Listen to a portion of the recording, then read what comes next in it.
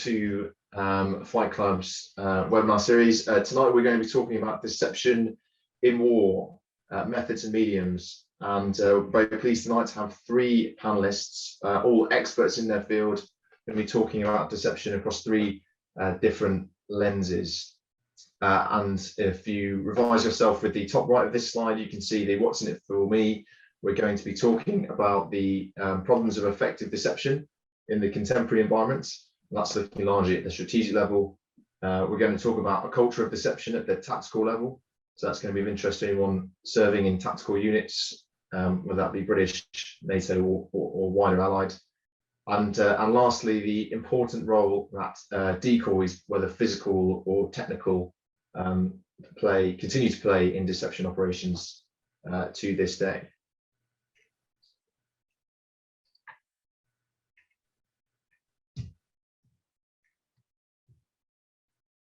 So just a reminder of how a panel webinar goes with Fight Clubs. In the next 90 minutes, you're going to hear from me initially for about another 5. We're then going to hand over to the first panelist, who will talk about strategic deception and problems therein in the contemporary operating environment for about 20 minutes. Then on to the culture of deception at the tactical level for again 20 minutes. And lastly, finish up with decoys in deception for around 20 minutes. There'll be no questions posed to the individual panelists, so they will run on from each other until the end. So if you do have a question and it's in your mind, you can put it into the Slido. The code is shown there on the right, and we will filter it to the right panelist at the end. If you do know who you want to address your question to, then can you please prefix it with John for strategic deception, Dom for deception culture, and Remy for decoys. Bullet points on the left, usual score. You are being recorded. Please be on mute until the discussion Q&A. If you're having issues with anything of a technical nature, such as you can't hear, you can't see, please put it in the chat. The Slido link is how we're going to do the discussion and Q&A, so don't put your questions in the chat. We need you to identify who you are in the questions, so I can then call you out to speak to ask your question in person, so be prepared to unmute. And then lastly, at the end, there'll be some Fight Club notices. So please do stay on once the question and answer session is over. So our panel tonight has 3 speakers, which means we do have to contain their knowledge into smaller bite-sized pieces, but this gives us a broader view of the topic we're looking at rather than one angle. So Lieutenant Colonel John Hayward, the only Royal Marine officer I know who started in the army and then changed. I'm sure there's plenty of reasons for that. You can see he specialised in information warfare and cyber operations, so definitely not the sort of archetypal booty who just likes kicking indoors. He's done the electronic warfare side of life down at 30 Commando. He's done information operations at PGHQ. And of particular note to this talk is his master's dissertation on deception operations, which will form the basis of what he's going to talk about in the first presentation segment. And then in the middle, Major Dom Wijak, you may have seen from various Wavell Room articles on Wargaming, your archetypal British major now in subunit command and thoroughly enjoying it. What makes him unique amongst many other things is that he's a graduate of the US Army School for Advanced Military Studies, SAMS, and he wrote a master's thesis on using wargaming to teach deception fundamentals, and including a board game which he's designed, which I tweeted about before this webinar started. And last but by no means least, Colonel Remy Hemers, joining us very politely from France this evening. He's written an article on decoys in deception, which is clearly where I got the idea to bring him on. He's a combat engineer, so very much more on the technical side than potentially like the 2 previous speakers. He's also well versed in the research for international relations.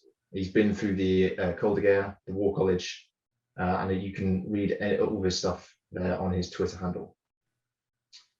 So Colonels, Dom, thank you very much for joining us. And without further ado, Colonel, over to you. Wow, well, thank you very much for that introduction.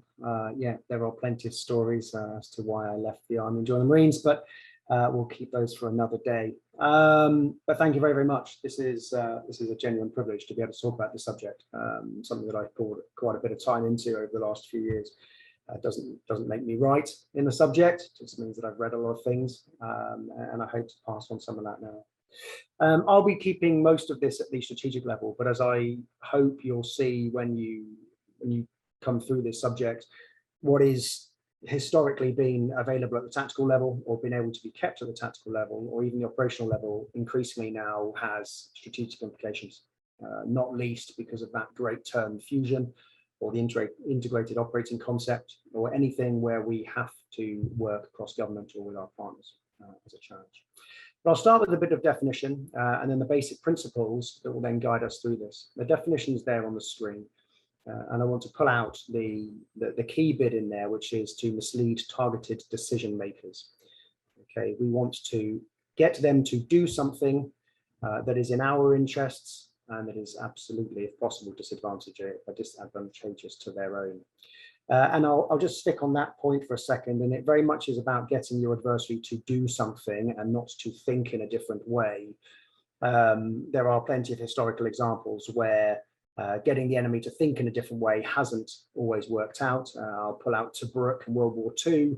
Rommel is heading to take Tobruk. Brits are just building up their own small force, and they want Rommel to think that they are bigger than they are and that they're amassing faster than he can cope with. And sure enough, that's exactly what Rommel does think. And so he launches immediately and takes Tobruk before the Brits have actually amassed their force, because the British perception of deception at that point was to get Rommel to think something differently, only they hadn't really considered his behavioral response. So what we're trying to target is always a behavioral response. We're trying to reinforce existing beliefs and biases. We're all inherently biased about something, and if you properly understand your opponent and what they are biased towards, then you can focus your information, that which you want to make them make a decision over, towards those biases and have an amplified response. Whatever you do must be credible, consistent, verifiable, and executable. Some of the best deception plans in history have actually been COA 2. You know, we present 3 traditional COAs to our commanders. They usually pick a combination of 1 plus 3, the cheapest and the biggest. But actually, we're always left with a COA that is credible, is verifiable, is absolutely executable. It just wasn't chosen. And some of the best deceptions in history have been where a little bit of resource has been applied to that COA 2 that wasn't chosen. The enemy then is presented with something to their sensor network that is clearly the wrong plan. So you don't have to be elaborate. You want to affect from multiple approaches. And by this, I mean, you need to affect the correct sensors within their intelligence network to have that targeted decision maker make a new decision. And ultimately conceal the real, reveal the false. And actually, Colonel Remy will come on more to that at the end, and he talks about decoys, which is still an absolutely fantastic way to conduct tactical deception. So going down through my notes, I apologize for not having pictures on mine. You'll have plenty of beautiful pictures coming up, I promise you. Historically, World War II, the Americans' dominant force perceived deception to be a weakness. It was Rear Admiral Samuel Morrison who said that deception was the tool of the weak, and that it wasn't for stronger nations. Funnily enough, at that point, Britain is heavily relying on deception to get what it wants, and forms its own deception cell in Whitehall. And we'll come on to that again in a second. But if your opponents believe that you are not going to deceive, and that, you know, especially in this era of carrier warfare, where Britain is, you know, supposedly great once again, and we have history that tells us that we don't use deception because we're a strong nation, then actually that is, of course, a fantastic opportunity to use deception at the strategic level. We have to consider stratagem or deception throughout the continuum of conflict. And by that, I mean, as we're facing constant competition now, as a constant operational picture for British Armed Forces, right the way up through to war fighting. And at this level, Traditionally, there were considered to be two types of deception: your A type, your ambiguity, or your M type, your misleading or misinformation types. And here at the constant competition level, it's often easier to consider ambiguity, just spreading a bit of extra information here and there, certainly not looking to specifically mislead.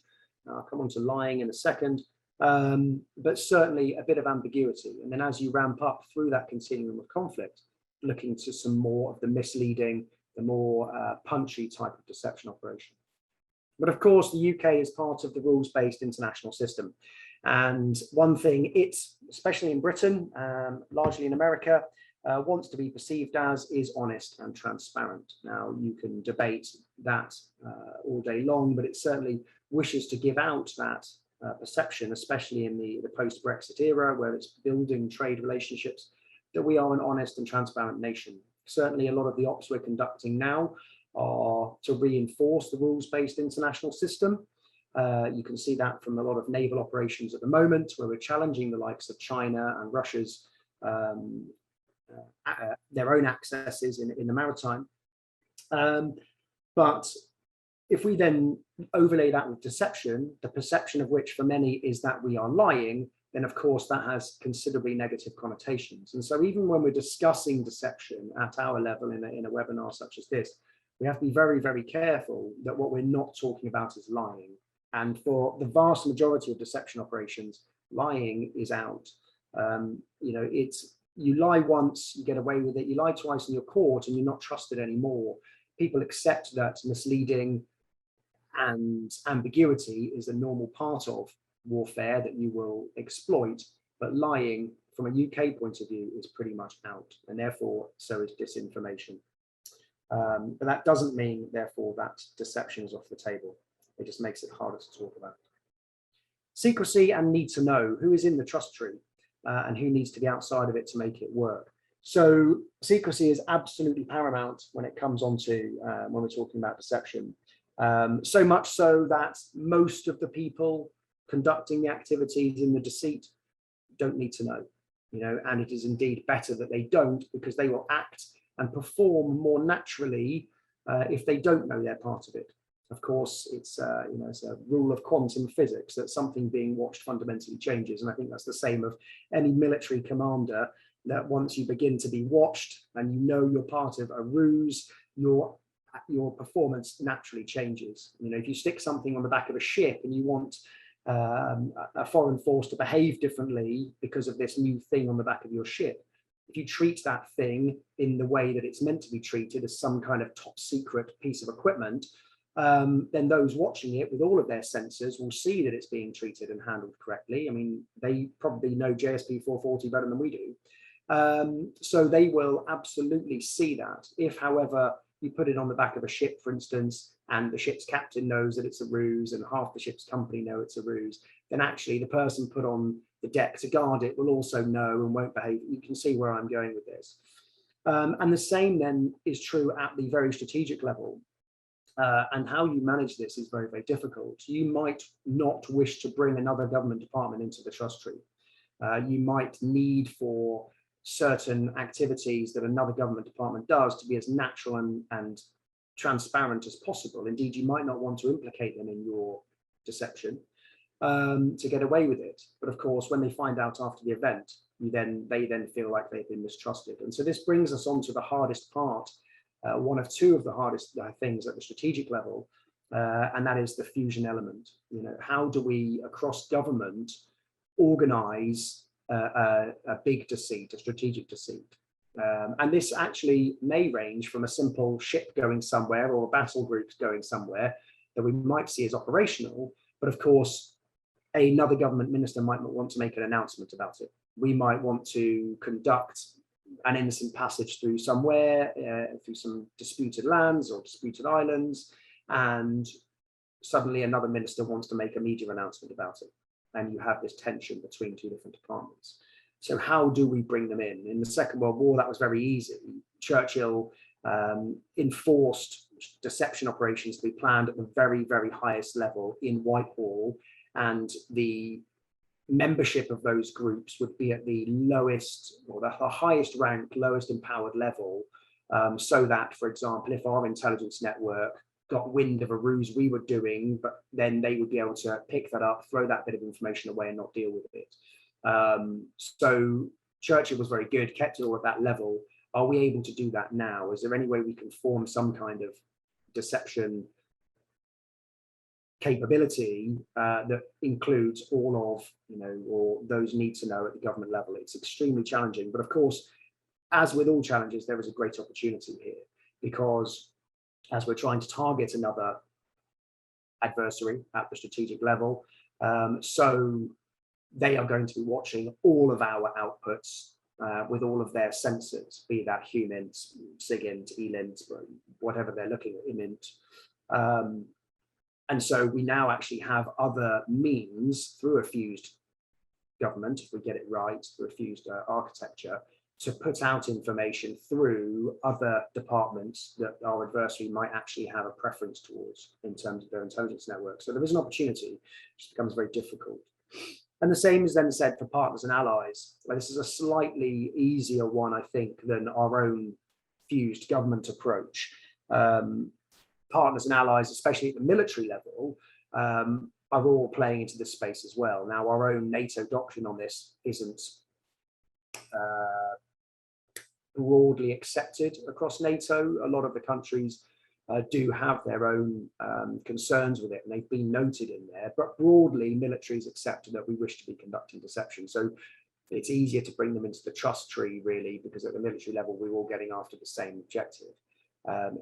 But it is still a problem when you're trying to keep your planning cell as small as is practically possible with those need to know in the room. And when we're operating across multiple different NATO CIS, our own CIS, different time zones, whatever it may be, it does become challenging. But again, there are opportunities in there depending on who you decide to tell and not tell, and how they act accordingly.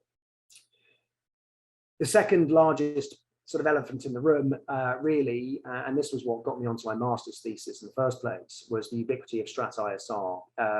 Google Earth is the one that clearly springs to mind, but extremely high resolution, free overhead imagery, full spectral imagery, but not just that. There's freely available ELINT tools out there now. Governments are paying private military companies to act as proxy forces, clearly, but also proxy intelligence gathering forces. We put stringer networks out everywhere to gather information, at the cheap.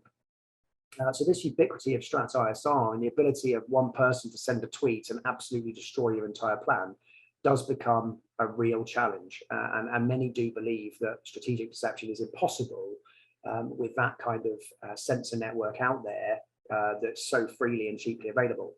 Again, I believe that to be an absolute opportunity. If you do know your adversary properly and you understand their biases and you understand their intelligence network well enough to understand where their dominant sensor networks are, then you can start putting information in front of those sensors and getting that to see to cross. If you know that they wholly rely on Google Earth, brilliant. You can put things, and you'll come on to Colonel Remy's Decoys one in a minute, and you can put things where there is overhead, there is not full spectrum, and your decoys are going to work. So you have greater opportunity now because there are more sensors out there, but of course, that's the double-edged sword. There are more sensors, you may well be undone. And coupled with that is the ubiquity of strategic information. And by that, I mean all of our doctrine.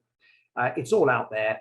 It's read about. People think they understand us. We exercise in the same way. Just before this brief, we were talking about how hard it is to practice deception in the UK Armed Forces on exercise. And it is difficult. It's not impossible. It is difficult. But of course, people watch our exercises. How many times we monitored on Joint Warrior, for example. So we are monitored. People believe we're going to act in a certain way because they read our doctrine and they see how we exercise. That's fantastic, because that just reinforces their belief about the way we're going to operate, which means that we can then operate in a different way and get away with it. So again, all of our doctrine that's out there becomes a bit of a stone around our necks, but at the same time, it is a huge opportunity for us to exploit, I believe. Just check my notes, make sure I've not missed anything. No, I think that's my 20 minutes pretty much up. I'll jump off camera and hand over and await questions at the end. Thank you very much. Thank you, Colonel. Good setup for Dom to take us into the tactical weeds. Dom, over to you. Hi, good evening, everyone. And yeah, so I bring the strategic to tactical kind of whiplash as we move from one level right down to the four guys in that company headquarters you can see in the picture on the left. So I'm going to talk or explain what I see as being a tactical level culture of deception. So really, how do we bring about deception as a basic assumption at the tactical level, as a basic idea, as a basic something that we can operate with at the tactical level. And for me, and what I've said before on several occasions, is that deception at the tactical level isn't about capabilities. It shouldn't be getting fixated on we need this piece of equipment or this piece of or this drone or sorry this decoy or this radio repeater. The point of deception at the tactical level is adopting a mindset. It's understanding the fundamentals of deception better than we do at the minute, and realizing that it does work and it provides opportunities and advantages to the commander that they can't get with other means. And they're really indoctrinating that in people's mindsets so that they flick to it and see deception as kind of a really useful tool. Wavell said that all the best soldiers have an element of devilry within them, and it's kind of time to bring that back into the field army. So as I say, this tactical culture of deception mindset means that when we're faced with a problem, and for those of you who've been lucky enough not to be in that little company headquarters huddle, I need to bring you into that position so the rest of what I talk about makes sense. At the moment, it looks lovely. The sun's just going down. They look dry and warm and well fed, but I can assure you it won't be. They'll be cold, they'll be wet, they'll be tired. People won't have eaten, people will run out of water, and people will be exhausted. And so without having a fundamental baseline assumption that deception works, in that state, you're not going to consider it as a useful tool. But the opportunity that deception gives that commander in that little ditch is massive. His little sketch map on the right, with the enemy, he's trying to close some ground to get close to the enemy. He's trying to delay the commitment of an enemy reserve. And for him at the minute, the tools that he's got, perhaps indirect fires, some mortars, perhaps direct fires with rifles or snipers or machine guns. But both of those induce a behavioral response in the enemy. They both cause the enemy to get down and to stop moving. But what if that commander can induce a different behavioral response? What if he can deceive them? He can trick them as to the time, the location, the direction that he's coming, delay that commitment of the enemy reserve, so he can close on the enemy without having to expend lots of ammunition, without having to give away his position and his concept. And that weight of ammunition, that surprise, is going to buy them time, which at the tactical level, we're talking about buying yourself 5 minutes, 10 minutes to close that distance. So that's the focus. Tactical deception is about a mindset, and it's about getting that mindset back into commanders on the ground. So slide, please, Ed. So the challenge starts with the picture in the top left. That's a Crusader tank in the Western Desert in the 1940s, with a cover that makes it look like a truck, and that's great. But unfortunately, people get fixated on that picture as an example of deception, and so the challenge is getting away from the immediate flick to default setting of deception equals masking something, changing something's shape, and instead to get to a basic assumption about what deception really means and get into that mindset that I talked about. If I make an analogy to navigation, we don't teach people to navigate with a GPS. We teach them the fundamentals of it and then give them the GPS capability when they understand how to navigate and why techniques for navigation work. And that's exactly the same as deception. The moment, lots of what's written, all the pictures that you find on the internet, all the discussions tend to center around bits of capability interesting, cool, exciting things, rather than the fundamental underlying mindset that needs adopting. And we get fixated on what we think works, rather than things that we're uncomfortable with. So deception, as you've already heard, perhaps it's too difficult because people have better intelligence gathering capabilities than they used to. We don't have the resources to build our fake Crusader tank trucks. And there's other means available. You heard Colonel John talk about the tweets that might give away the position before. So in order to solve it, what do we need to do? Well, we need to relearn that deception.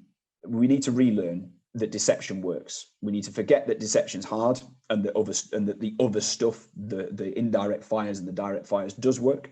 Well, we don't need to forget that. We need to keep that in mind. But we also need to learn that deception does work. And how do we do that, and where do we target it? Okay, and the opportunity lies in the middle of the slide that's up in front of you at the minute, and that's a real boiled down image taken from Edgar Schein's work on cultures within organizations. He says that you can understand a culture within an organization looking at 3 levels: the artifacts, the organization's values and beliefs, and the organization's underlying assumptions. Now, artifacts, everything that you see. So if you get a copy of American or British doctrine, you'll see that we talk about deception. You'll see that we say it is useful and it should be done. You'll also hear people talk about why we should do deception. You'll hear people espouse that we want to be intelligent. We want to use deception. We want to gain surprise. We want to take advantage of our adversary. We want to put them on the back foot. But our underlying assumptions don't match that up. Our underlying assumptions are that deception is difficult, that it doesn't always work, that it's risky, that it takes resources away from really what you're trying to achieve. And if you whip out that underlying assumptions level of culture, the other elements just don't happen. If you don't assume, if your underlying baseline assumption isn't that something exists, then it doesn't matter what you talk about, and it doesn't matter what your organization prints or publishes or says. It's not going to happen. And so our opportunity really is to target those underlying assumptions. And we do that by making the group, by making our organizations learn that deception works. To do that, we need to smooth these links that I've talked about already. And then to create this underlying assumption that deception works. So we know, and we've seen that deception works in the past. And you can see on the right there, I've hit it pretty hard now. Our basic taken for granted assumptions. That's where we build this culture of deception. So a couple of ways that we can do this.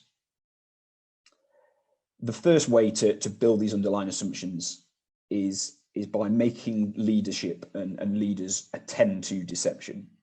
If leaders push it, if leaders work at it, if leaders espouse it and conduct deception in training and exercise, training and operations, those under them will realize that it works. They'll have the knowledge that it did work in the past, and they'll build those assumptions. They'll build that taken for granted that deception is an effective tool.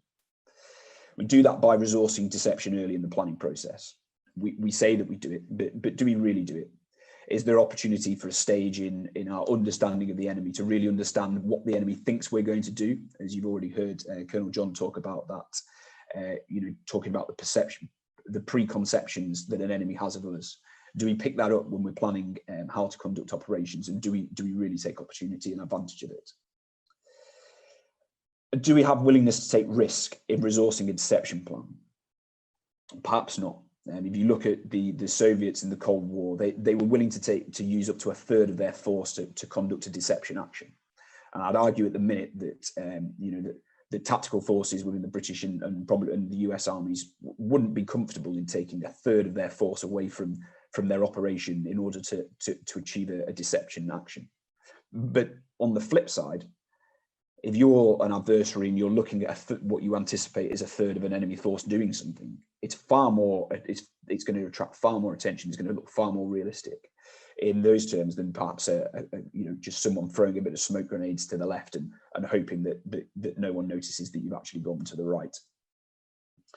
So building that risk appetite comes through training. and comes through being willing to resource those a deception plan.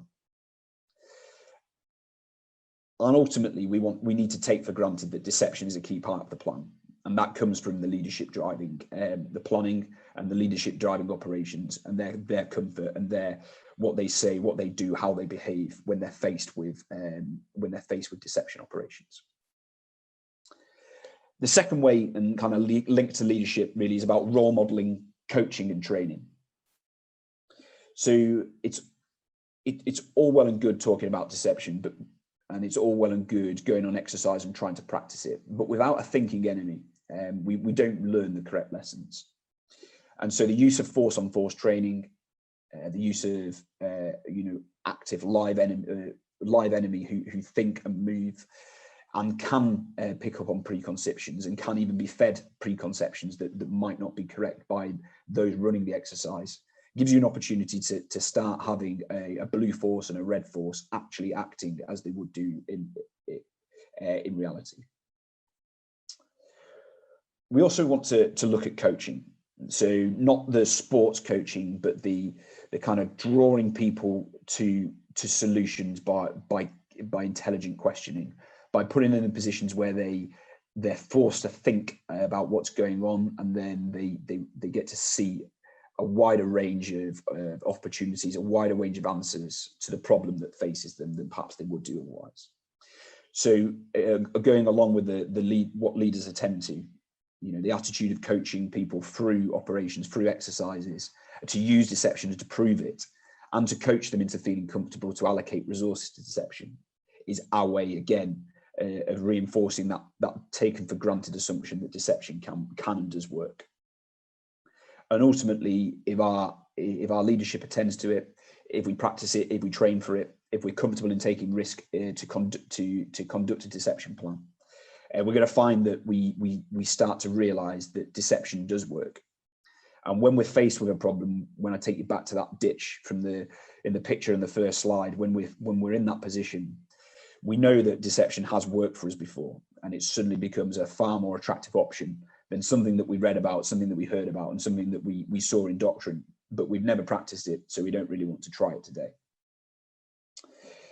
The final way is training, or continues with the training theme, and it's less about live training, it's less about going on exercise, it's less about having the free thinking enemy and people running around in woods and forests, and it's wargaming. And so Ed, flick to the next slide, please.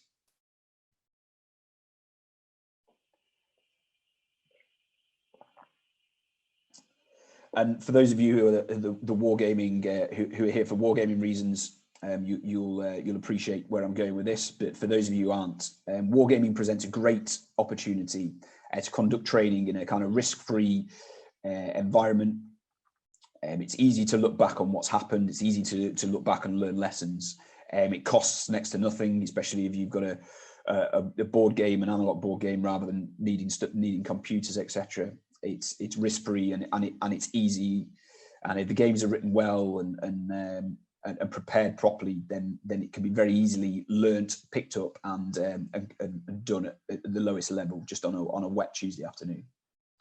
And so, but wargaming comes with challenges, especially no matter what you're doing, especially with deception. And so, wargaming or training combined, there's 3 real issues that those conducting deception training are going to find. And so what this next slide really is about, those 3 issues, and our way to potentially overcome them.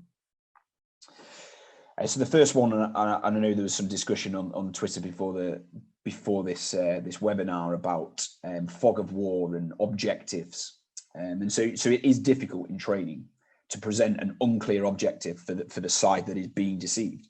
If you imagine, for example, you're on exercise, you conduct an exercise, or you're playing a war game, there's usually quite an obvious objective, even if it's not explicitly said. There's a high feature, there's an obvious defended position, there's one bridge crossing across the river, there's one passable bridge crossing.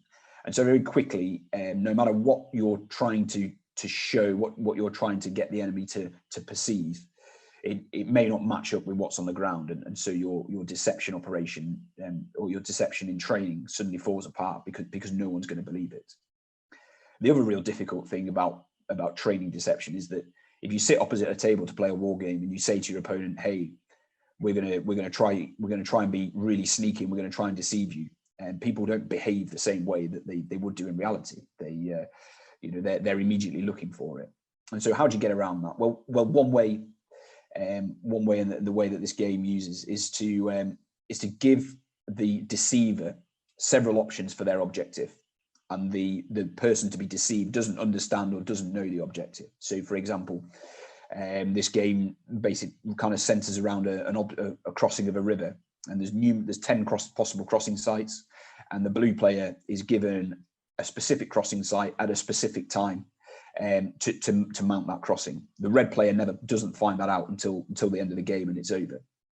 And so the defending player, that player that's been deceived, cannot identify where the objective is.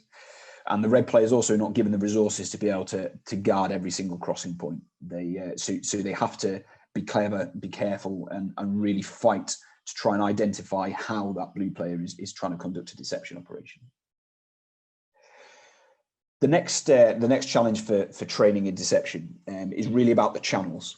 So as you can imagine, it's all very well being able to mask your tank and make it look like a truck, as I've already talked about with the Crusader tank. But it's another thing again to mask it in a visual channel, so it doesn't look like a tank, in an electromagnetic channel, so it doesn't radio and it doesn't emit electronically like a tank, in a sound channel, so it doesn't sound like a tank, in a radar channel, so it doesn't reflect on moving target indicators, and all these other things. And so trying to incorporate all these channels into training is difficult. It's possible to do it live, but it's incredibly expensive. But through wargaming, through the use of task forces, through the use of chips, and this game uses a feature where something can be hidden, so you've got no idea what it is or how big it is. A force that can be identified, so you know that there's something there, you know kind of roughly how big it is, but you don't really know what it is. And then the recognize, so you've identified what you think it is, but it might not be. There might have been some repacking of a vehicle so it looks like something else. It gives the opportunity for the red player to be searching electronically, visually, or using a moving target indication radar to try and work out what it is across those 3 different channels. And the game has some mechanics in it that makes it more difficult that it's quite easy to identify through one of those channels, but you don't necessarily know whether it's true until you've identified through all 3. And then finally, the real difficult bit, as I've talked about, as I kind of hinted at back at the start, the ability to influence and reinforce perceptions, the Magruder effect, as it's called. I mean, that's really what deception comes down to. How are you going to influence and reinforce your adversary's preconception? What resources have you got to do it, and what are they expecting to see, and how and what channels can you feed into?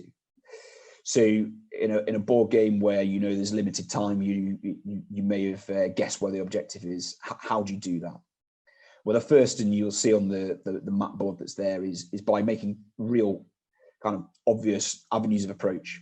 Those red lines, for those of you unfamiliar with map symbols, represent corridors where it's been identified that large or sort of certain sized forces can move, and so the game allows you to move more quickly along certain corridors than others. And so if you sit at the end of one corridor, there's potentially a perception that can be made by the adversary that you're waiting to move down that at a certain time, at a certain speed, once you've got a certain force or you've achieved something. The other way of doing it is through the use of cards. And for those of you who kind of are fans of card-based games, so a series of cards that allow you to conduct deception effects. So you'll see there a demonstration. So if you play that card in a round, whilst you can move things very quickly, but they become revealed, they become recognized to the adversary. Now that might be your opportunity to just move something really quickly, and you hope that they don't take action against it. But you might also want to do that to demonstrate that you've got something in a certain location, in a certain position, in order to build or to reinforce a preconception that you're trying to develop. So the payoff of building this tactical deception culture, what is it going to be? Well, to get there, we need to create assumptions right down to the lowest rank that deception works. It's got to be an underlying assumption that we've seen it work before, we understand why it works, and that even though we might be limited in resources, we've got the ability to do it, or we've got the ability to do something or use it in this scenario that we find ourselves in.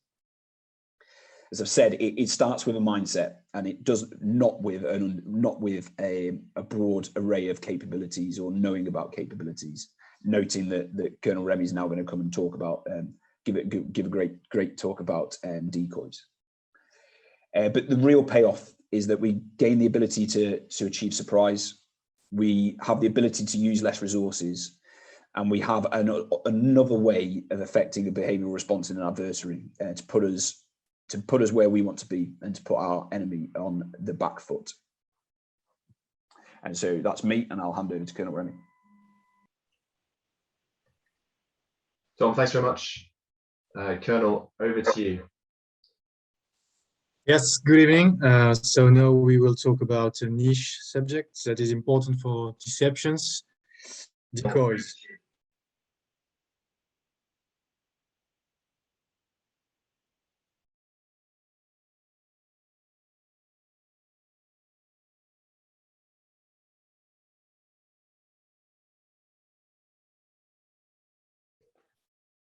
Colonel, I don't know if you can still hear me, but we've lost audio to you.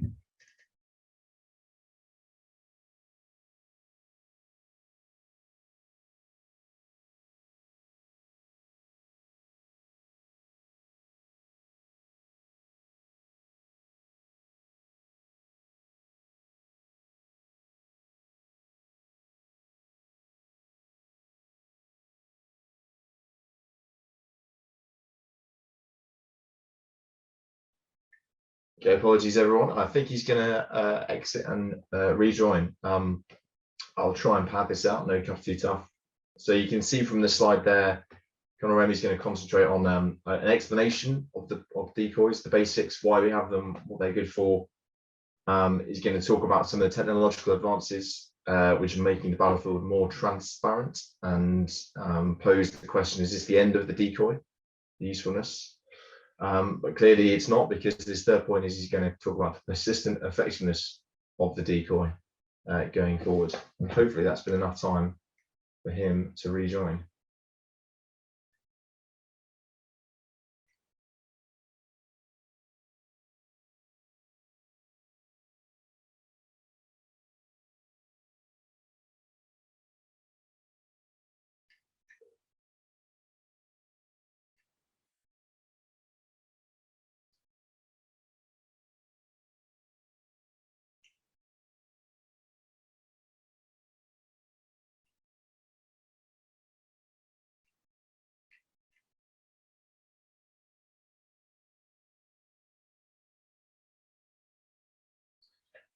Okay, you know what? To give him some time, we'll go to ask one question. So, Rob, if you're online, do you want to unmute and ask Colonel John your question?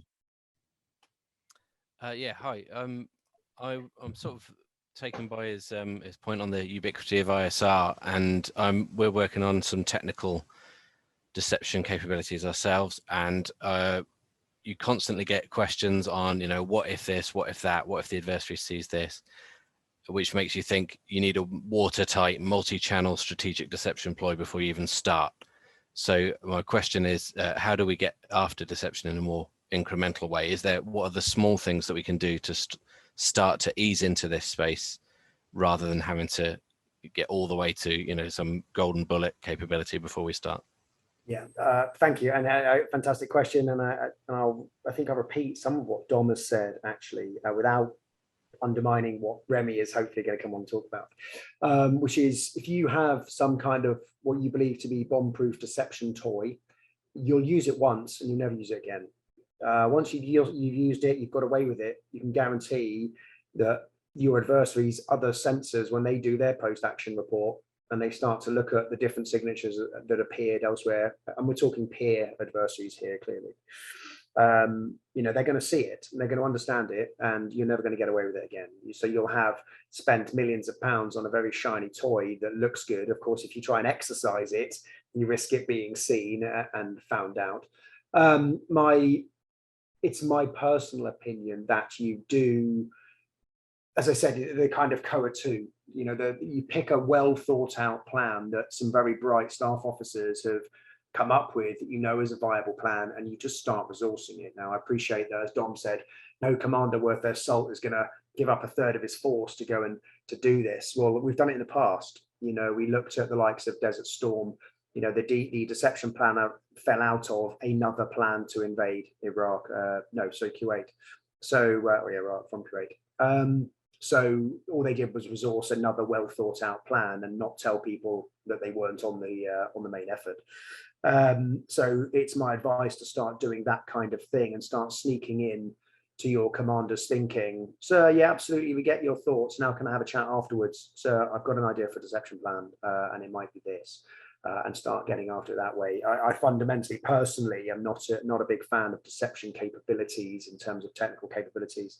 I believe it's the wrong way to go, and I fully support Dom's premise that the way to do this is for a deceptive mindset rather than spending money on stuff.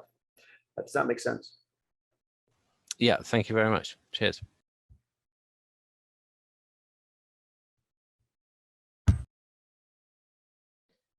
John Remy, are you back in?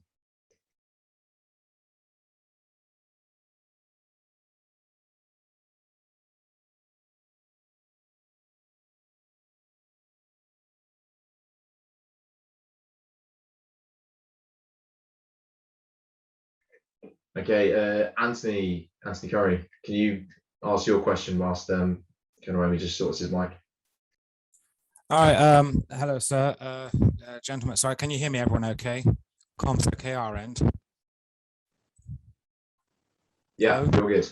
Okay, right. So yeah, and I'm not an officer, so I'm just more about potential adversaries. My question out.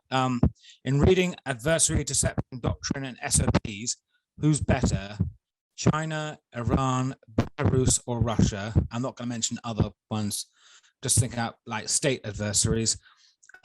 Doing our studying and with the wargaming angle too, who's better to focus on? Who's got the doctrines and SOPs in the officers' opinion, please? Thank you very much, sir. Thank you.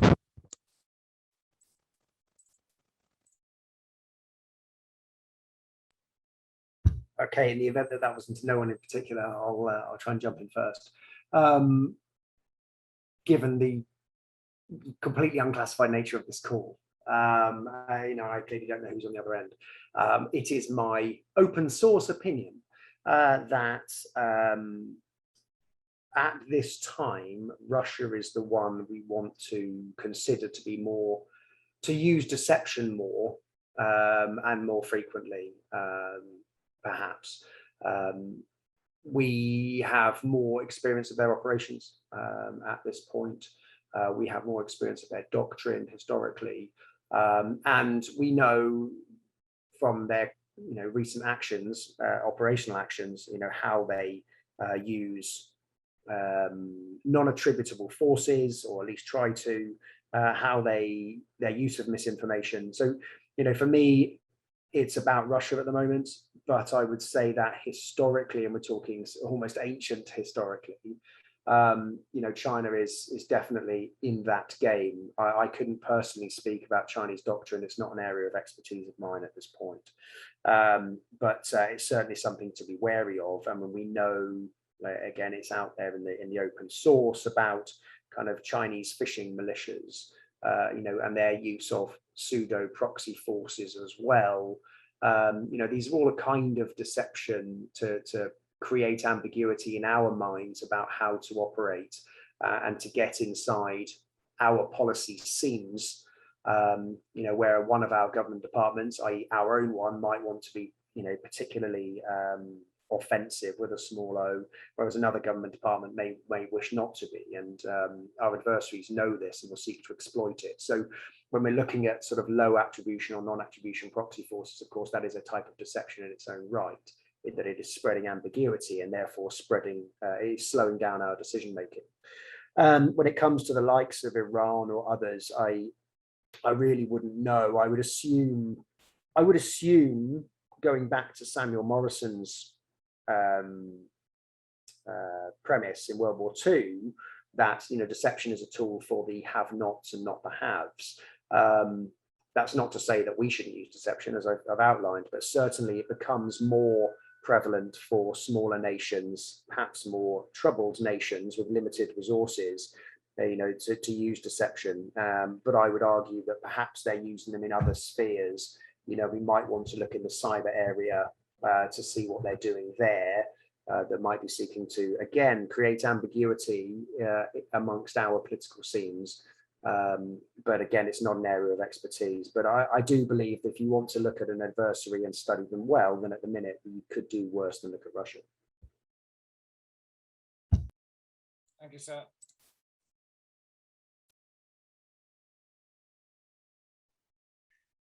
I'm hoping my luck's changed there. Colonel Remy, can you hear me now? Yes, I can hear you.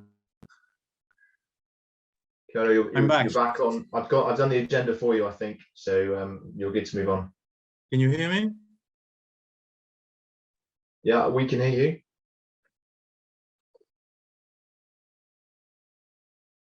Can you hear me?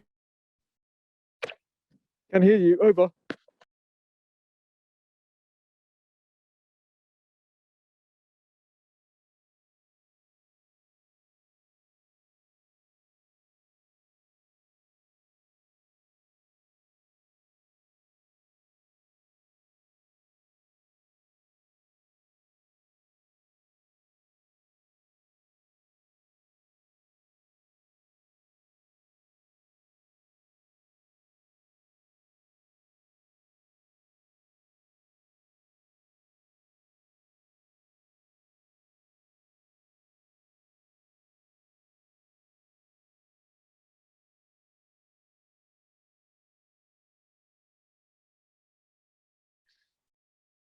Okay, I'm going to suggest going back to Dom for a question, and it is from Rue. Can you ask your question to Dom, please, on this slide?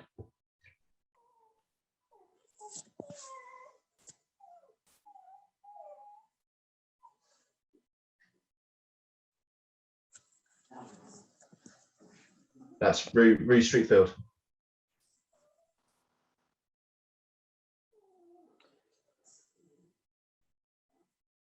Okay, in the absence of Rue's voice. He's at the drop off, but I'm part of Colonel Stretfield's unit, so I can pass on the feedback to him. Roger, no worries. Okay, I've got the question. So, Dom, from Colonel Rue, I can see how the deception war game is good to develop a deceptive mindset. However, what is missing from deception doctrine to actually do it effectively?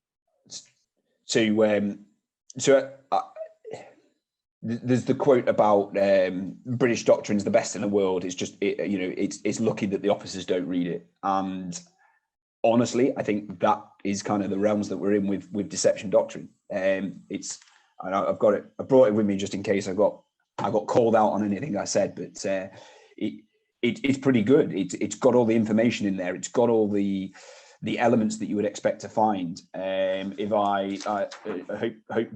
Hopefully I don't upset too any of the Americans on the call, but their version FM 3.13.4 is open on the internet. You can find it. It's got the same information in there. I think ours is easier to read and easier to take in. And that was my point about the kind of the espoused and the elements that you see. They're there. It's written down. It's good. It's that we're not using it.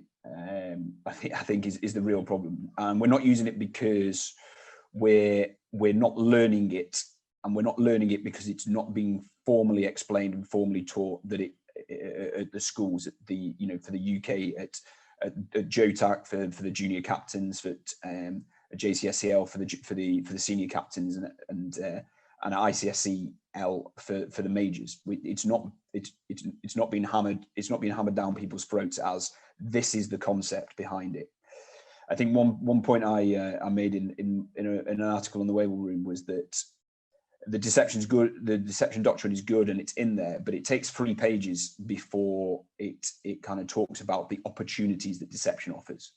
The first couple of pages are about how difficult it is and why it's important, because everyone has more senses than they used to. And I think I think really the doctrine comes down to the framing of it is useful, it does work, and now here are the reasons why and how to incorporate it.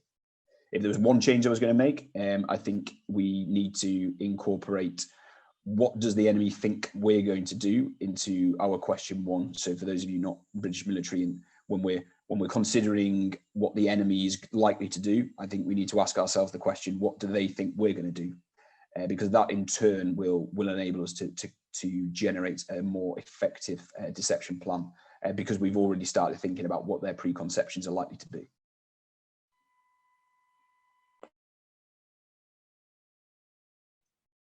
Cool, thanks, Tom. Got Colonel Remy coming back in for the 5th fly past. Colonel, can you hear us now?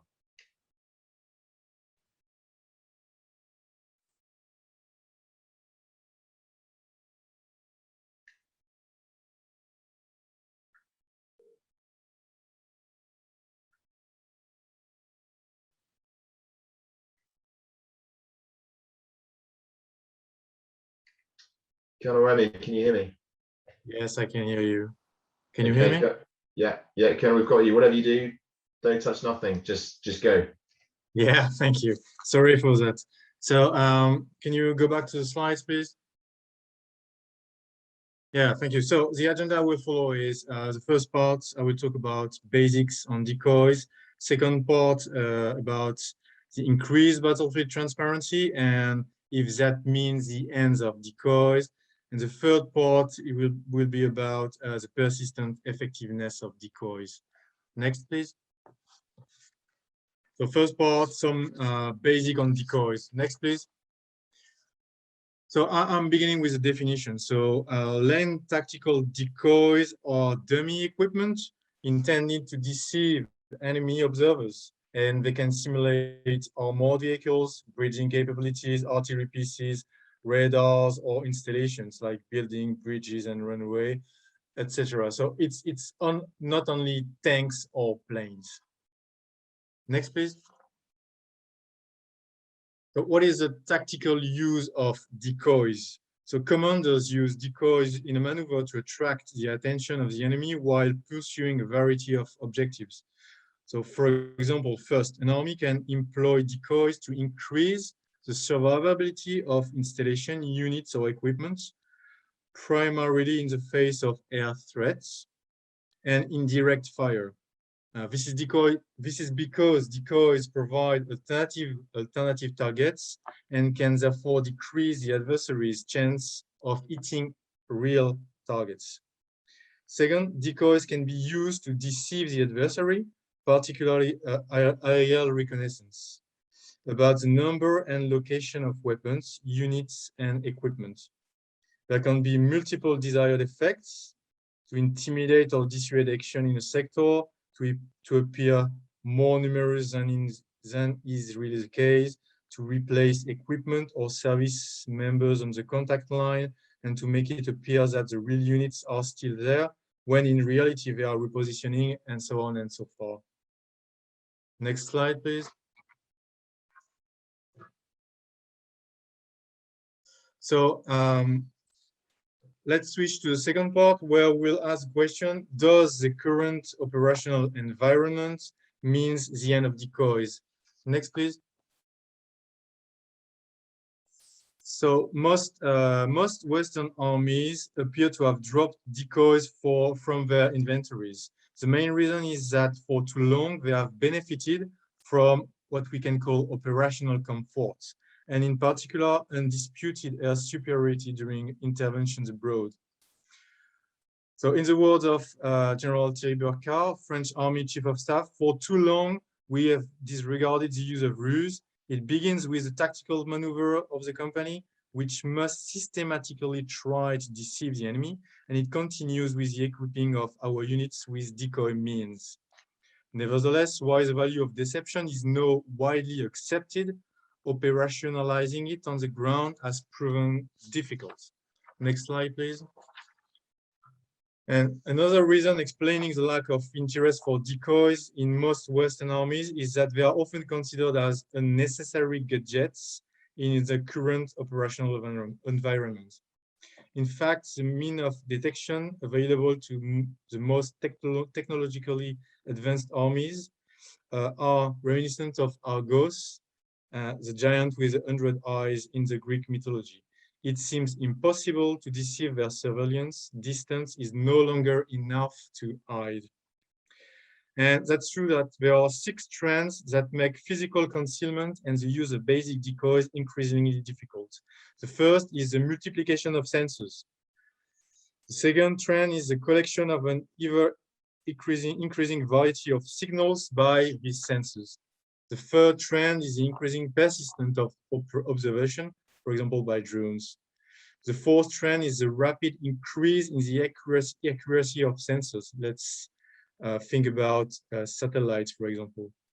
And the fifth and sixth trends that makes concealment difficult is the acceleration of the speed of transmission and processing means that any information can be disseminated in near real time to policymakers, military leaders, and analysts. So the convergence of these 6 dynamics creates a level of transparency that was previously unknown. And it is even more game changer because it is not limited to the most advanced countries. And also, we must underline the fact that our units have an increasingly important electromagnetic signature. Next slide, please. But other armies, other countries do it differently. So maybe because decoys are still effective. Some of our major potential competitors have kept a place for decoys in their armed forces. Let's talk about Russia, for example. China seems also well equipped, or even other countries like Vietnam. And this is the last example of me on this slide. Next slide, please. So this brings us to our third part, the persistent effectiveness of decoys. Next, please. So not using decoys is maybe it's maybe being the stupid adversary, or not using decoy is not using all the relevant countermeasures. For the record, because I was speaking about Argos before, Argos, the indefatigable watchman, is deceived by Mercury, who seduces him with stories and song, put him to sleep completely with his magic wand, then beheads him suddenly with his words. So it's still possible to deceive, maybe. Next slide, please. So decoys, in fact, decoys, even the simplest, are still useful. Why? First, because not all potential adversaries have the means to deploy sophisticated sensors throughout an entire theater of operation. Second, some intelligence platforms can process more than one signature, image and electromagnetic most often, at the same time, but never all signatures. Third, several days could be needed to validate the targets, especially with the targeting process in Western armies. Fourth, a single element is enough to sow doubt within the decision cycle. And the last one, precision ammunitions are expensive and stocks low, so it's always interesting to have this kind of ammunitions wasted on decoys. Next slide, please.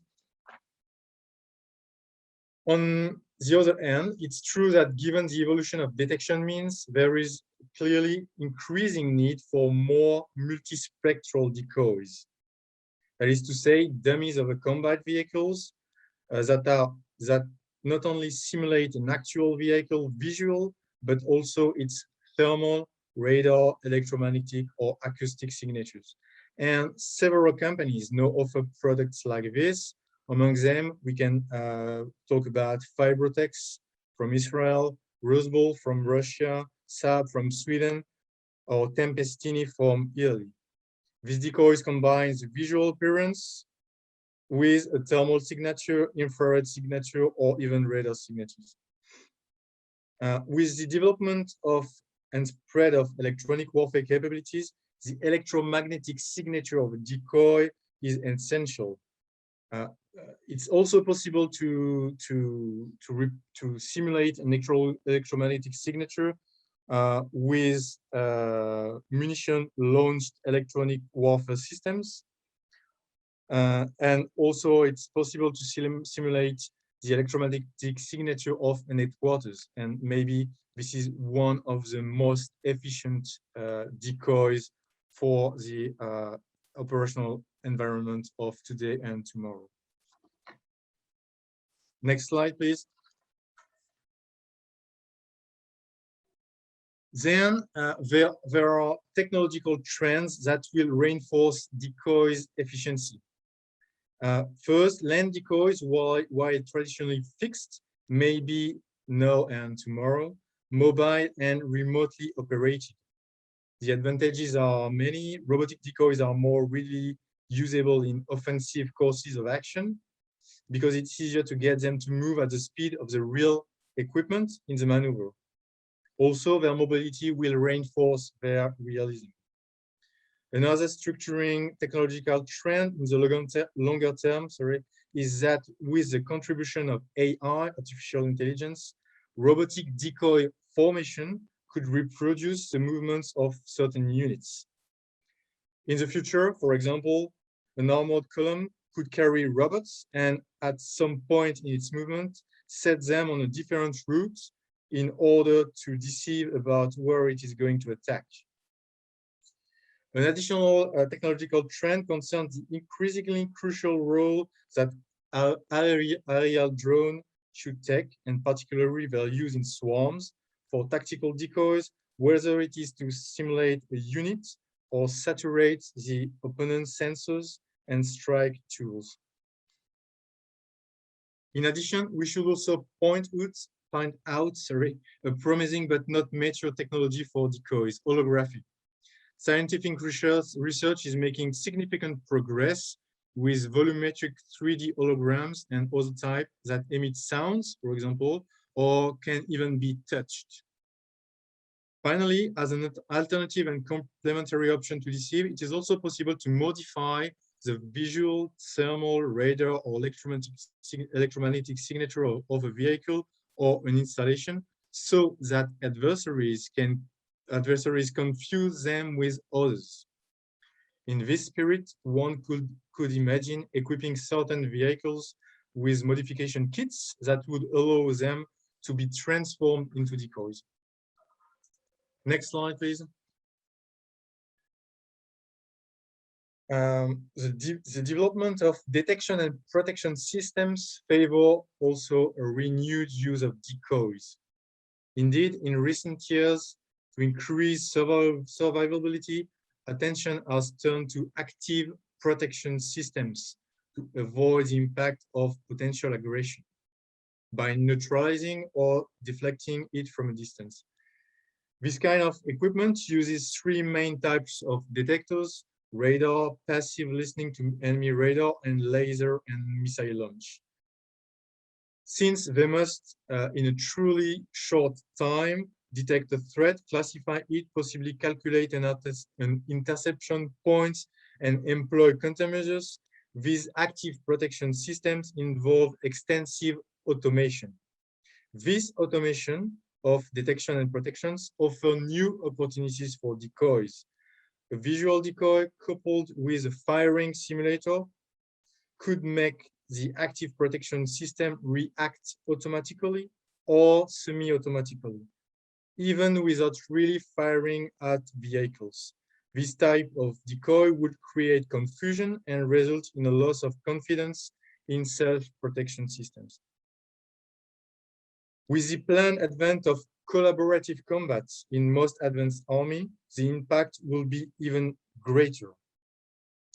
Collaborative combat concept will mean that a new information system will link armored fighting vehicles, aviation support units, and artillery batteries in one centralized information sharing network designed to automatically distribute alerts, targeting information, and other data between vehicles, robots, and drones. Part of this concept is based on automatic detection and reaction.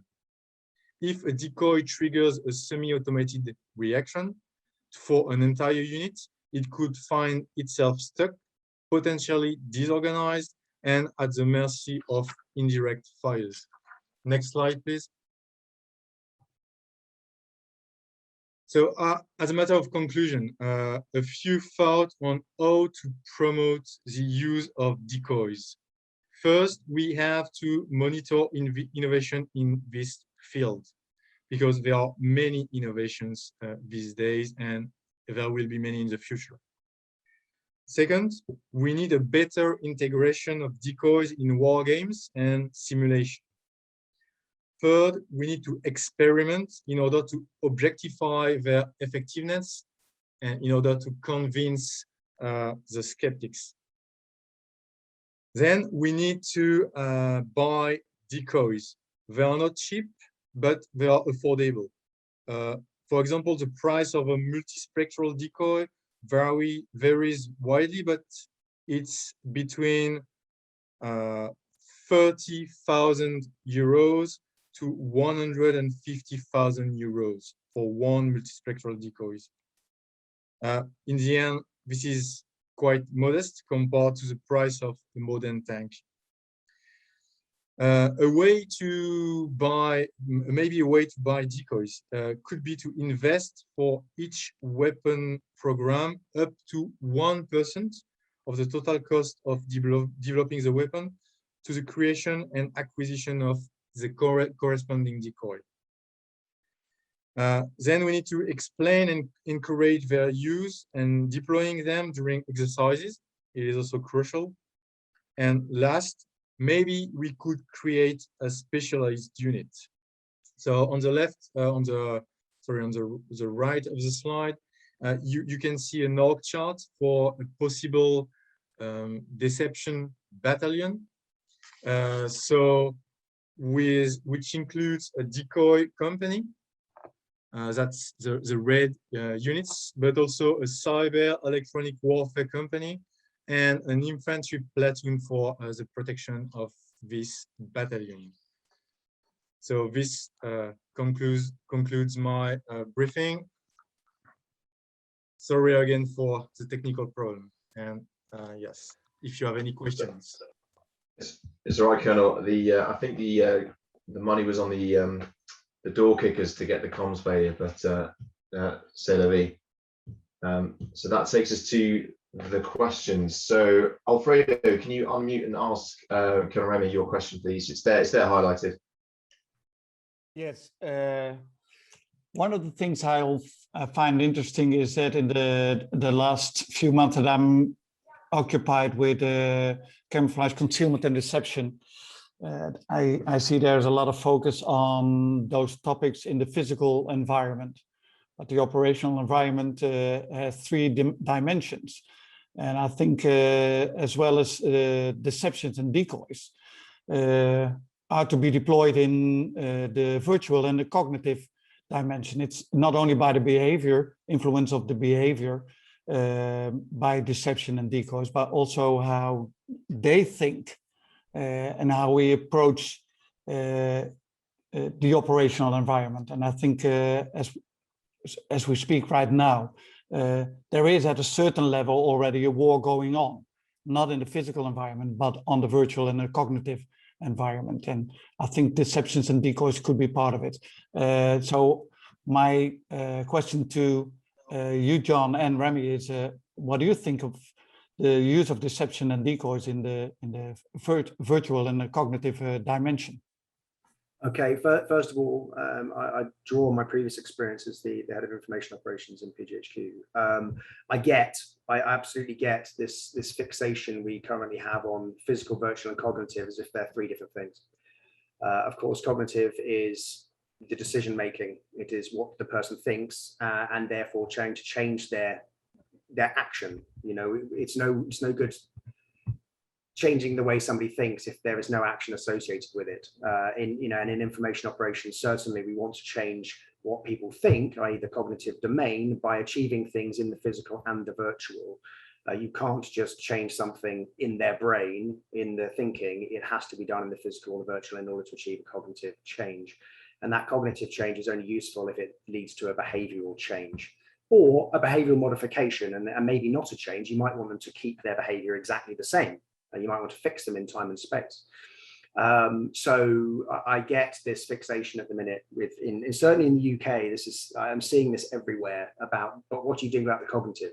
Do you mean, what am I going to do about somebody's decision and therefore their action after that? Well, that is exactly what we're trying to get after. And I hope Remy, certainly with his decoys, which I firmly support as part of deception, we'll come on to this as well. But of course, a deception operation is a very transient thing in time. We're trying to achieve something here so that we can go and do something over here without being seen. So it will only ever be a transient thing in time, a deception operation. So in terms of making a long-term cognitive change in the same way that information operations will seek to do with a large audience, we're not trying to do that with a deception operation. We're trying to seize an advantage right now to get through and do something else. So I understand the fixation on cognitive at the moment, but of course, cognitive change, there's no point unless your adversary is going to make a behavioral change on the back of that. Remy, have you got anything to add there, mate? I've only one thing to add, maybe is decoys are already a major course of action in the cyber environment.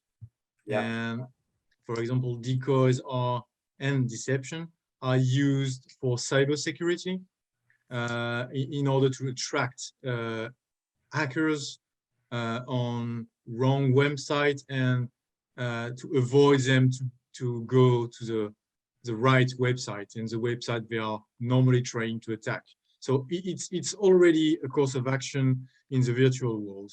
And maybe if we enlarge the definition of decoys, it's possible, for example, it may be possible, for example, to launch a decoy on Twitter, something that does not really exist, but which is only a picture of something photoshopped. So if we use a very large definition of decoy, yes, it is really useful in the virtual world and for the cognitive environment.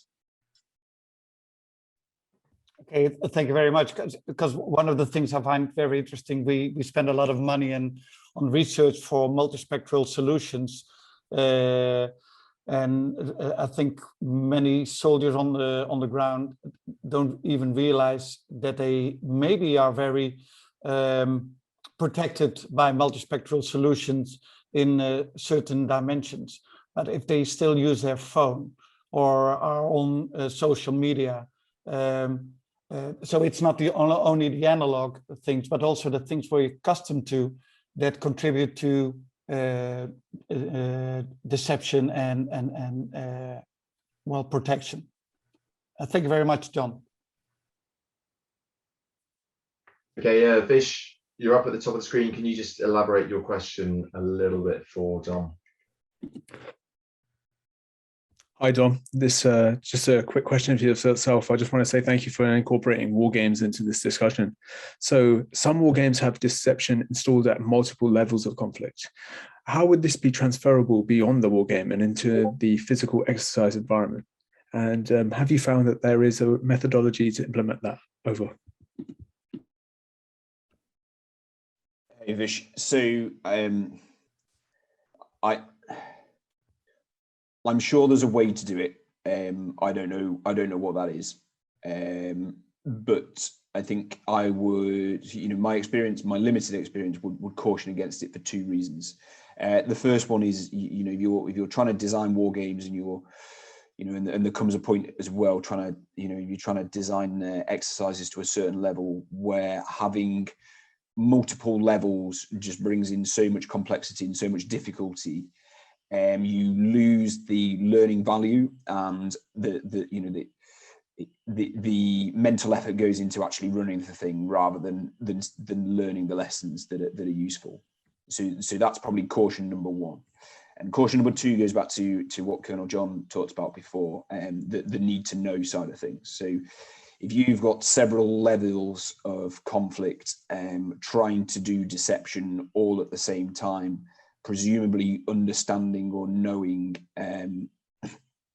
that they're all conducting deception, then you start to stray into the realms of people not behaving, people not giving it their 100% because they I know I'm doing a deception plan for someone else's deception plan, so you know what, we'll just sit here with the fire on and eat our rations rather than acting as they are. So I think it's possible how I'd be covering it as we go, to say anything other than just kind of several levels, giving each other orders at the same time. But I think my good instinct here and now will be to caution against it, to keep focus on one level, so you actually have the opportunity to learn those lessons, but more so that you actually have opportunity to exercise it correctly. Thank you, John. Just wanted to follow that up with it's essentially in the same vein. What it was is, what happens if you've got a two-tiered approach where you have one group of people who are in the know, and then you have a secondary group of people that are not in the know, but are incorporated in the same exercise? Now you have a layered effect. Would you caution against that, or do you think that would be effective? Over. No, and I think that's exactly what if you're training if you're training a brigade headquarters, if you train in a brigade and your brigade knows that they're conducting a deception plan, but the units underneath them don't. I think that's kind of what you want. You want them to give it their all, thinking that they're doing the right thing, so that they present the right pattern of life, they present the right activities to whoever's watching them.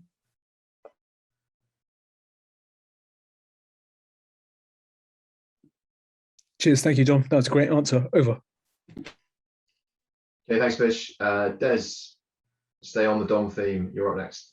Yeah, sorry. Actually, that probably neatly moves on to this. Dom, in terms of, I've had some experience of running Kriegspiels where you have neither side understands what the other side's doing. It's really interesting because you see at certain times sides can completely confuse the other side of what they're doing, and it could be either they're doing something that's non-doctrinal, or they're doing something that's a little bit odd, and they pause and stop and get thoroughly confused. And I have to admit, I found the Kriegspiel, which for those I'm sure everyone does know, but just in case there's one person who doesn't, it's a double-blind war game. So blue and red don't know exactly what the other side's doing, and it's only the exercise control in the middle that has the full picture. And I personally have found it extremely useful if you want to start teasing after deception, that kind of thing. I've got some contract work which I do for the counter ISR course at Land Warfare School, which has been, I think, fairly well received. But I was just wondering if you considered that with your game, which I'd be really interested to play. And also, have you actually experienced that yourself? Over.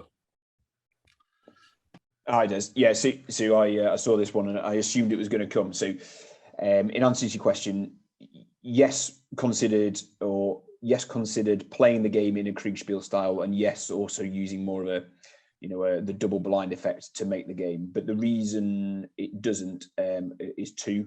One, because the game was part of the US Army Staff College's Wargame design course, and we weren't allowed to do Kriegspiel, so it was a straight up you can't.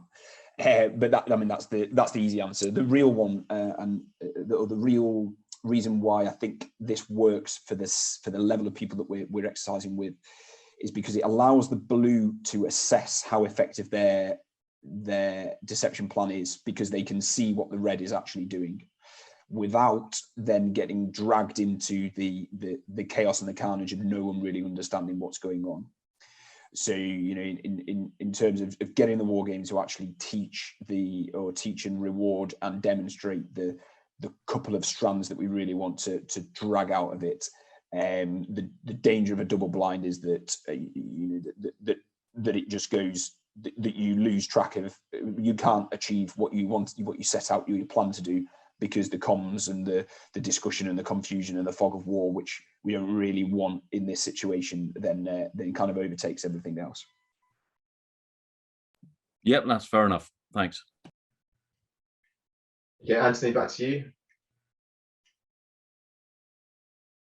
Hang on just a minute. Sorry, bloody video. Sorry, can everyone hear and see me now? Am I visible? Can I be seen? It's all right. So your question's on the board. So Okay. I think this is one possibly for Remy with his engineering and his deception battalion view. Seen, over.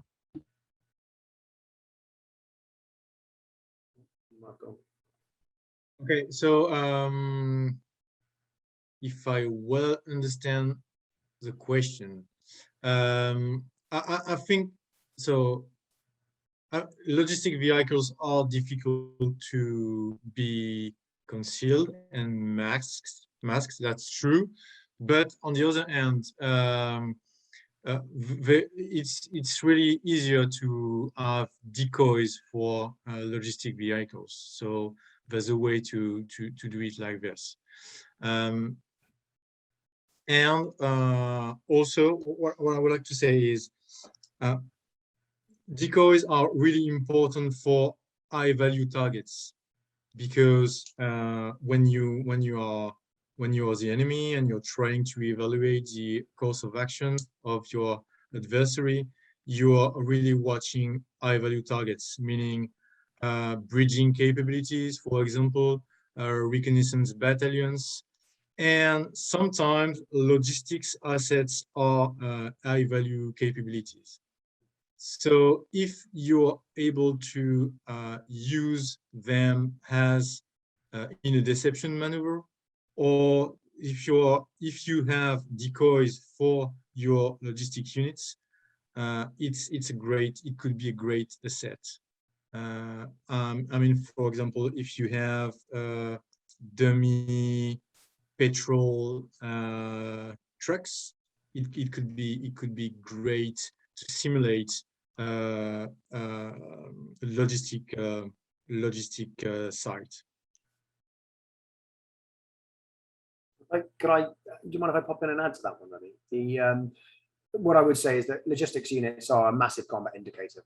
You know, of course they are. And when we're talking about wargaming, and hopefully if we come down to Ed's question at the end, in my mind, something like logistics should absolutely always be considering deception in some way. You know, you are a huge combat indicator. If we look at UK forces getting ready for a joint warrior or for a major exercise overseas, you only have to hang around that town and see all the movements and all the pre-work that gets done by logistics vehicles to know that something big's happening. We should be applying deception to our logistics as a matter of course. For me, it's got to be something we think of front and center.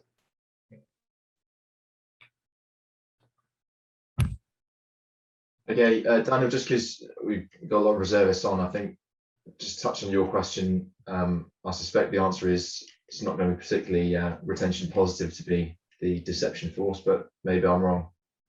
I meant it more in the context of obviously I've been in an infantry battalion, so your classic is 2 companies of 1 company in reserve. So that's what I mean more so by reserve. So for example, my battalion was on Wessex Storm a couple of years ago. We had our reserve C company up in a 2-company formation, and C company they were the battalion reserve, but they were driving up and down on one of the flanks just to generate noise, and that was our deception plan. So could your third of your force could that be a concurrent task with something else? Yes. And not only that, it presents a massive opportunity, because if you have a credible force, okay, you've taken risk on your reserve there, but if you have a credible force out on a flank looking like it is potentially the spearhead or the lead element, then if the enemy don't fall for it, you have an opportunity to reinforce that quickly and then actually come in from a flank that they haven't protected. If they do fall for it and they've spread their forces, fantastic. You know, you've opened up your original front. But be prepared to always exploit your deception. If it doesn't work, there is another opportunity there in many cases to actually reinforce that very quickly to become your main effort. So if you're going to do that with credible forces, you know, absolutely use them. When I first read your question, actually, I was smiling because I thought, could this be a concurrent task of reserves? I read it in the same way Ed did. There was a great example in the Second World War of when we were going into on D-Day and the massive amounts of deception that were going in there to make it look like we were going in at Calais. A US Fifth Army was imagined out of thin air and staged in Kent, so much so that bed and breakfasts were purchased up.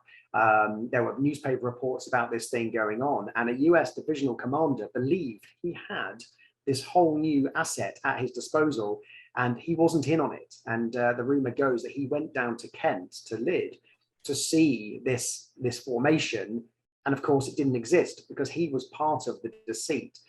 So when I read that, I thought, reserves, you don't even need them. Sometimes you just need to make up a force and make sure that everyone thinks it's there. But no, absolutely, if you're going for a credible reserve, be absolutely clear that you could exploit that if the deceit doesn't work and come in from a flank and you've caught them off guard. And to follow up, just sorry to jump in with an extra question there. On the topic of creating like the Fifth Army, when you're, I went to a lecture once a couple of years ago, like about Mazkarovka and the whole concept of like you see on the Ukrainian front of like a Russian battalion commander is tweeting that he's not attacking while he's attacking.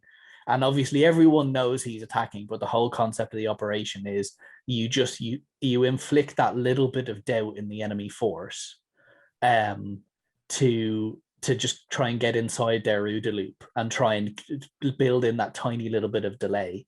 So in the topic of like deception, what would you consider to be a successful deception? Like if you, at the tactical level, if you can delay a decision by 3 minutes, is that a successful deception, or at what point do we call it a win? If in that 3 minutes you've achieved your aim, absolutely. I mean, of course you have. If you've exploited it in that 3 minutes and you've therefore punched a hole in that's allowed your force to get through, you've succeeded. You're absolutely right. It's about, you know, mostly it's about ambiguity. And if they've got to spread their force thinner somewhere and you can exploit it, then 3 minutes is more than enough. You know, so I would call that a win. As long as you've achieved your aim, or at least, you know, assisted in achieving your aim, then it's a win. Okay, cool. Thanks, Daniel. I'll have the privilege of doing the final question. So my question really is more about how do we reward this in training? Because if it's rewarded, it will be practiced more. It speaks to more of Dom's lecture than anyone else's.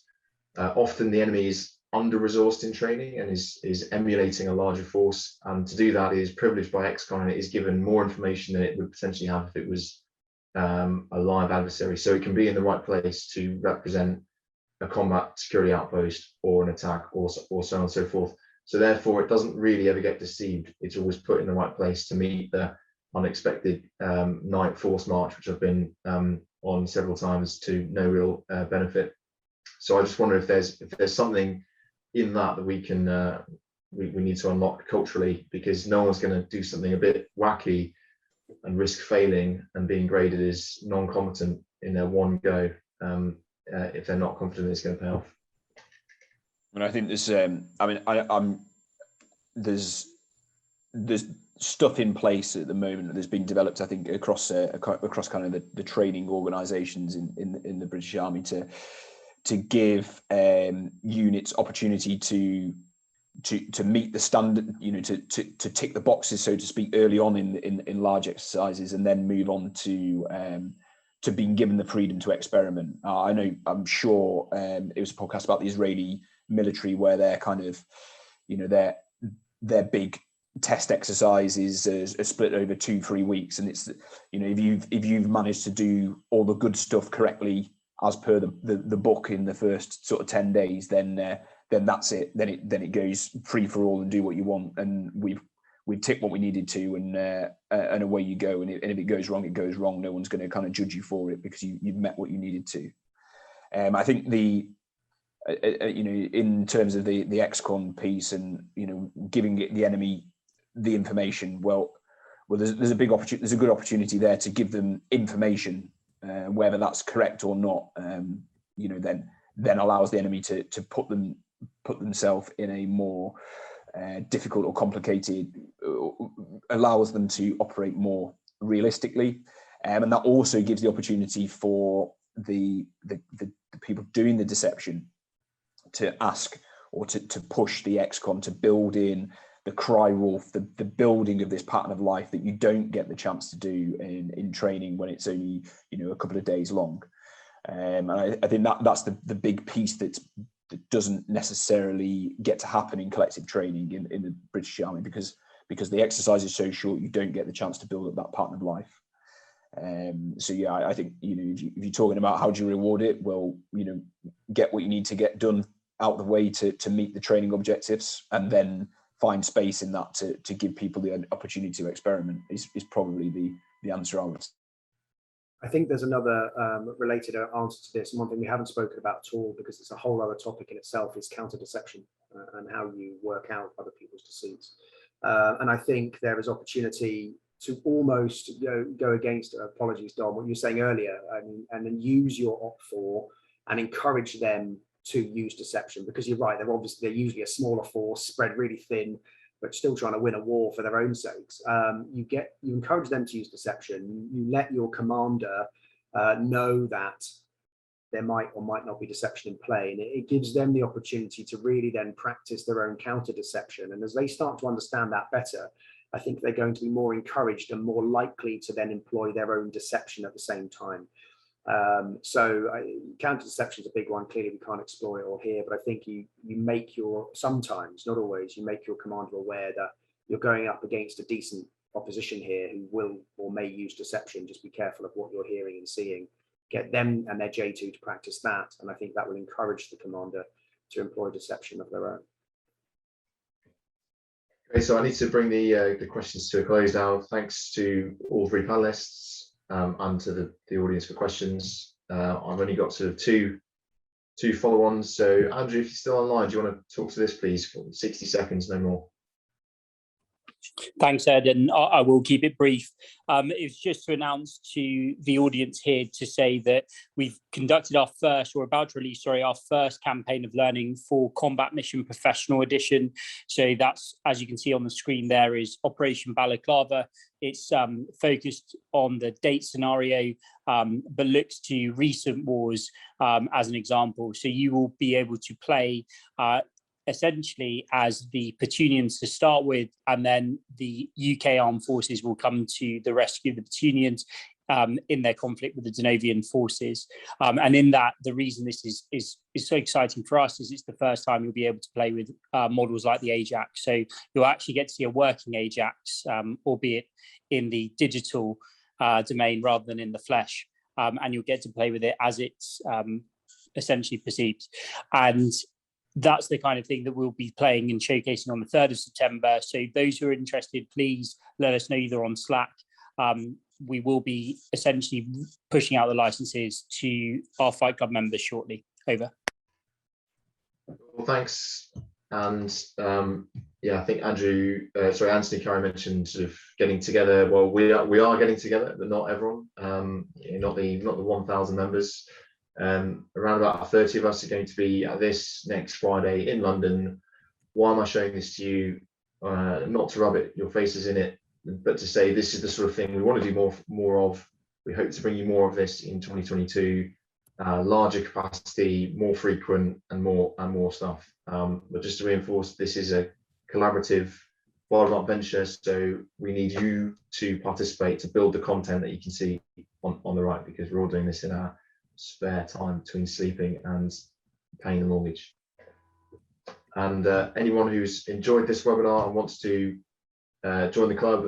You can't do it through the Twitter handle anymore, but you can do it through our website, which is ukfightclub.co.uk. That's all. Thanks everyone for attending. Thanks I'll very close much. out. Thank you. Thank you.